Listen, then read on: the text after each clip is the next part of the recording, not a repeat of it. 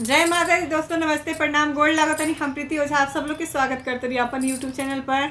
तो एगो बड़ी ही सुंदर मज़ेदार सोहर गीत लेके आयल बनी। चुटकुला सोहर गीत बा महंगाई के ऊपर कि कितना महंगाई आ गई बा सोना चांदी के, और यही पर अगर केहू के लड़का लड़की हो जाता तो कितना मुश्किल होता ननद लोग के कुछ नेक देवे में।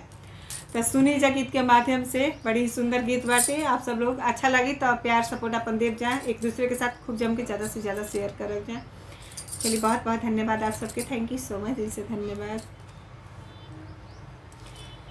महंगी में हो गई ले लाला नावा कैसे सपारी, महंगी में हो गई ले लाला नावा कैसे सपारी, कैसे सपारी ये साखी कैसे सपारी, महंगी में हो गई ले लाला नावा कैसे सपारी, महंगी में हो गई ले लाला नावा कैसे सपारी।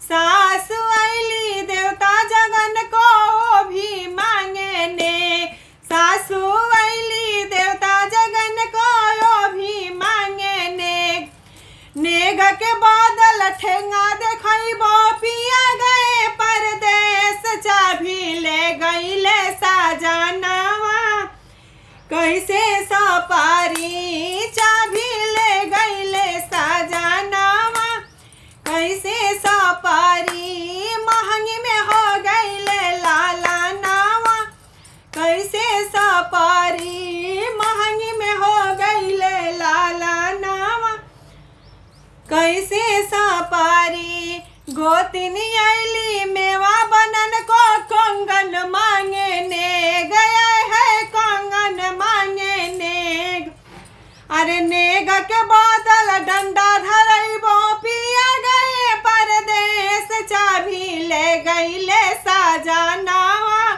कैसे सपारी, चाभी ले गई ले साजनावा कैसे सपारी। हम महंगी में हो गई ले लाला नावा कैसे सपारी, महंगी में हो गई ले लाला नावा कैसे सपारी।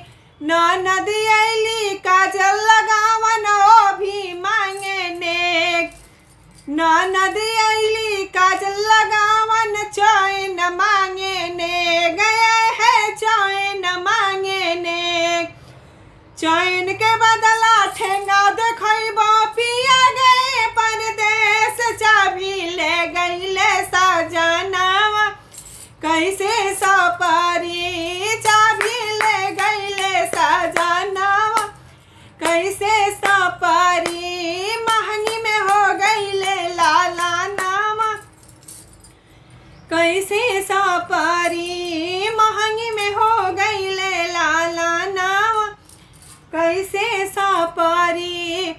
देवर आइले बंसी बजावन ओ भी मांगे नेग, देवर आइले बंसी बजावल आईफोन मांगे ने, गया है आईफोन मांगे ने, अरे फोन के बादल ठेंगा देखइबो सैया गए परदेश, चाभी ले गई ले साजनावा कैसे सपारी, चाभी ले गई ले साजनावा कैसे सपारी, महंगी में हो गई ले लाला नावा कैसे सपारी, महंगी में हो गई ले लाला नावा कैसे सपारी।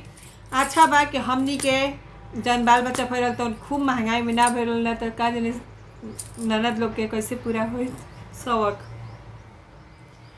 पर कतनो महंगाई बा तो खरीदारी भी उतने बा हो रहा बाटे। चलिए, बहुत बहुत धन्यवाद आप सबके, थैंक यू सो मच, दिल से धन्यवाद। गीत अच्छा लगी तो खूब सपोर्ट कर जा, प्यार आशीर्वाद अपन जरूर दे जा।